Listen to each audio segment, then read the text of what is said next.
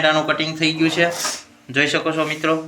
તો આપણે હવે આને વઘારવાની છે। હેલો મિત્રો, જય માતાજી, દ્વારકાથી સ્વાગત છે ફરીવાર એક મારા નવા વિડીયોમાં। તો આજે આપણે લઈને આવ્યા છીએ નવી રેસીપી, એટલે કે કઠોળની રેસીપી છે। કઠોળની રેસીપી એટલે કે આજે ચણા અને મગની દાળ છે। તો બન્યા રહેજો અમારા કાઠિયાવાડી દેશી બ્લોગમાં। તો આજે આપણે બનાવશું રેસીપી કઠોળની। તો કેવી લાગે છે અમારી રેસીપી જરૂર અવશ્ય જણાવજો, અને સેફ લીધી અમારો વિડીયો પૂરો જોજો, અને ક્યાં કયા પાર્ટમાં કેવી રીતે બોલવું એ પણ જરાક જણાવજો, એટલે પણ અમે સુધારી શકીએ। ત્યાં સુધી બન્યા રહો કન્ટિન્યુ। ફાઇનલી મિત્રો, આપણે લઈ લીધી છે ચણા મગની દાળ, જોઈ શકો છો। આપણે આ બનાવવાની છે આજે રેસીપી। આજની રેસીપી પણ કઠોળની છે, તો જોઈ શકો છો। મસ્ત લઈ લીધી છે ચણા મગની દાળ। તો આગળ બન્યા રહેજો। ફાઇનલી મિત્રો, આપણે કુકરમાં પાણી લઈ લીધું છે, એમાં ચણા મગની દાળ વરી દીધી છે, અને હળદર નાખ્યું છે, થોડું પણ મીઠું ઉમેરી દીધું છે, જોઈ શકો છો। આ રીતનું પણ આપણે બાફવા મૂકી દઈશું, એટલે મસ્ત કુકિંગ થઈ જશે, બફાઈ જશે। તો બન્યા રહેજો થેટ લીગી।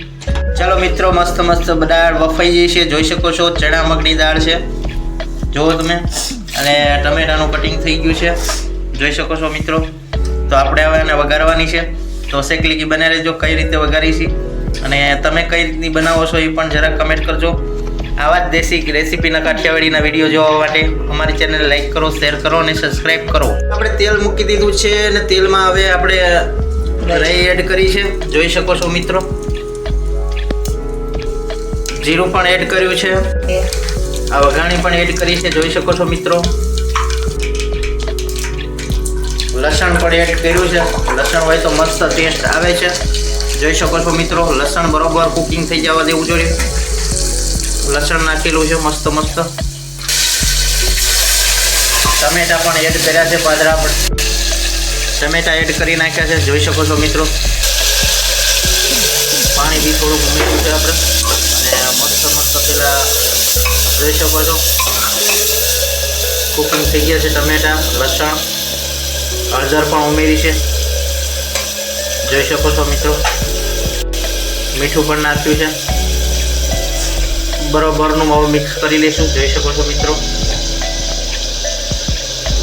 મીઠું પણ આપણે મરચું પણ એડ કર્યું છે, જોઈ શકો છો મિત્રો।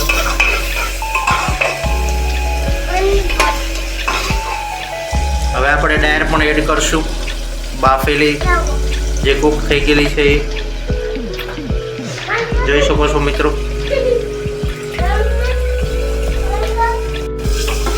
હવે બરોબરનું આપણે મિક્સ કરી લેવું, જોઈ શકો છો મિત્રો।